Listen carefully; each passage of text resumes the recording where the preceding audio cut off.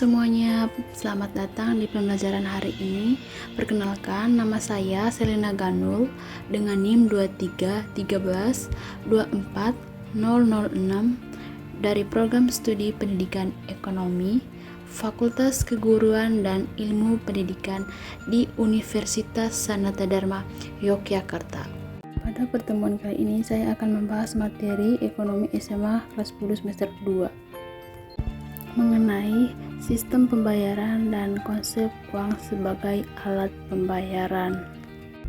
Nah, berikutnya tujuan pembelajaran yang pertama untuk memahami bagaimana uang digunakan dalam transaksi ekonomi. Yang kedua, memahami fungsi sistem pembayaran dalam mendukung transaksi. Selanjutnya, pencapaian pembelajaran. Yang pertama, mendeskripsikan tentang sistem pembayarannya. Kedua, mengidentifikasikan konsep uang dengan jenis-jenis uang. Ketiga, mendeskripsikan jenis-jenis alat pembayaran. Keempat, memahami keamanan pembayaran secara elektronik. Nah, selanjutnya peta konsep. Yang pertama, sistem pembayaran, yaitu membahas pengertian jenis-jenis, tujuan, fungsi, dan prinsip. Kedua, konsep uang, membahas pengertian jenis-jenis, manfaat, fungsi, serta syarat. Ketiga, alat pembayaran, yaitu membahas pengertian dan jenis. Terus yang keempat, keamanan pembayaran elektronik, yaitu membahas pengertian, ancaman, dan cara melindungi dari ancaman tersebut. Nah, yang pertama kita akan bahas sistem pembayaran. 1. Pengertian sistem pembayaran. Sistem pembayaran adalah sistem yang mencakup seperangkat aturan, lembaga, dan mekanisme yang dipakai untuk melaksanakan pemindahan dana guna memenuhi suatu kewajiban yang timbul dari suatu kegiatan ekonomi.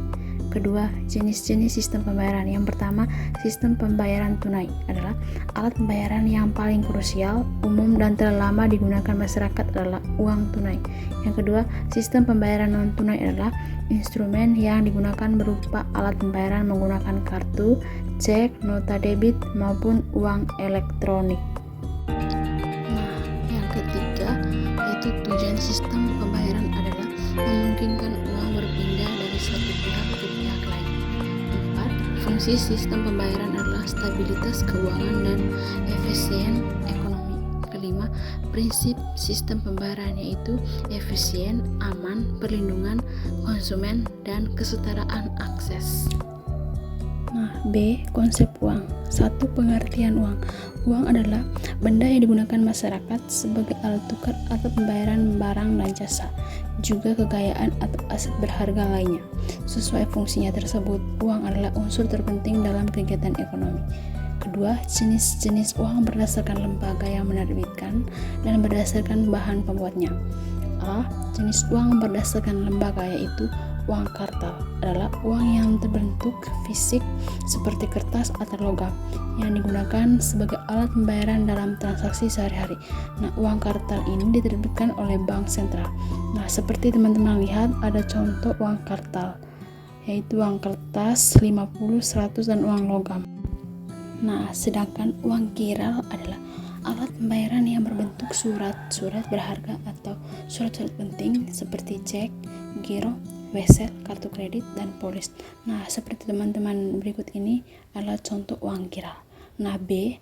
Jenis uang berdasarkan bahannya, yaitu yang pertama uang logam adalah alat transaksi yang terbuat dari logam seperti aluminium, kuningan, atau nikel. Nah, seperti berikut ini adalah contoh uang logam. Nah, terus yang kedua, uang kertas adalah bentuk uang yang paling umum digunakan di seluruh dunia.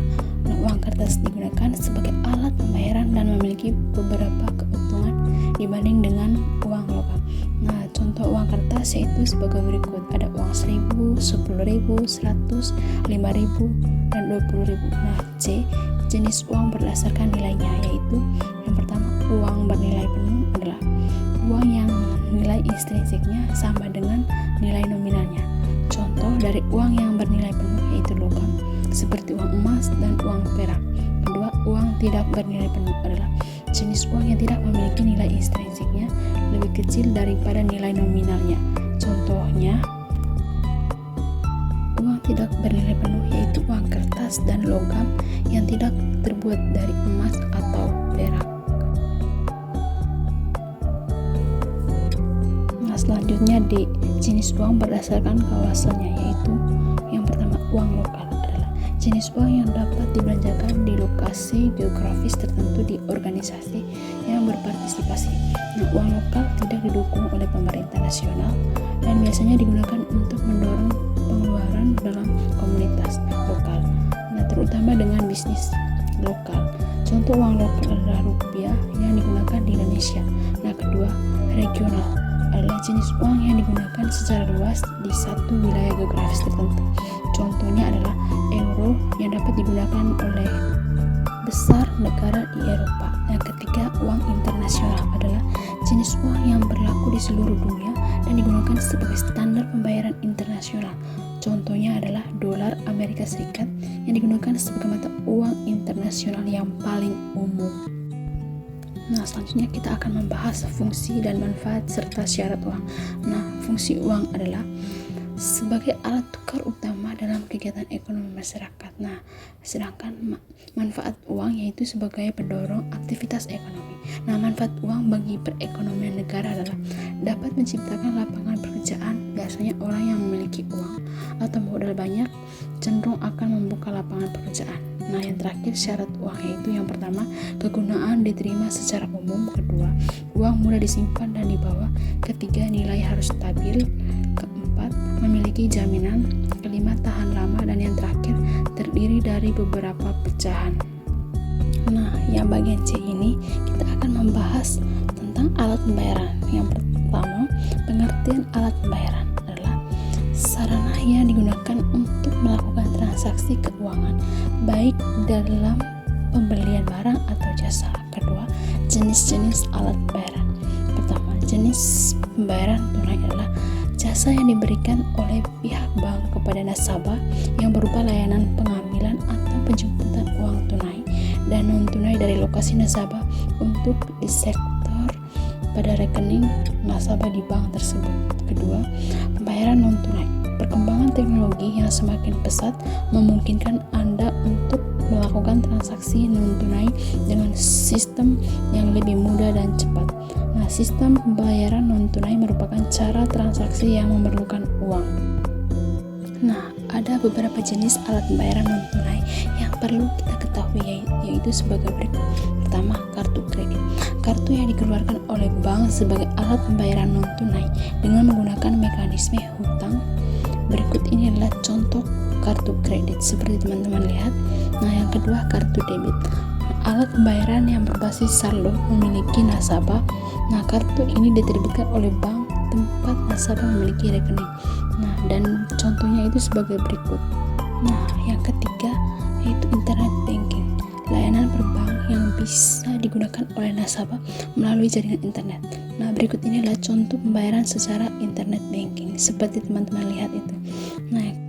Nah, yang keempat itu e-money. Nah, fitur yang disediakan oleh pihak bank dalam bentuk aplikasi. Fitur ini memudahkan nasabah untuk melakukan berbagai transaksi. Nah, berikut adalah contoh alat pembayaran e-money. D. Keamanan pembayaran elektronik. 1. Keamanan dalam sistem pembayaran elektronik berarti untuk melindungi informasi keuangan pribadi pengguna dari ancaman dan risiko yang mungkin terjadi dalam lingkungan digital. 2. Ancaman yang dapat mengancam sistem pembayaran elektronik yaitu 1. Pencurian identitas. 2. Phishing. 3. Malware. 4. Serangan man in the middle. 5. Serangan insider. 6. Kesalahan manusia. Nah, yang ketiga yaitu cara untuk melindungi transaksi keuangan dan data pengguna dalam sistem pembayaran elektronik meliputi 1. Gunakan kata sandi yang kuat. 2. Aktifkan autentikasi ganda. 3. Hindari berbagai informasi sensitif. 4. Periksa situs web yang aman. 5. Perbaharui perangkat lunak. 6. Periksa laporan transaksi. 7. Waspada dengan tanda-tanda kegiatan mencurigakan. Nah, 8. Simpan informasi dengan aman.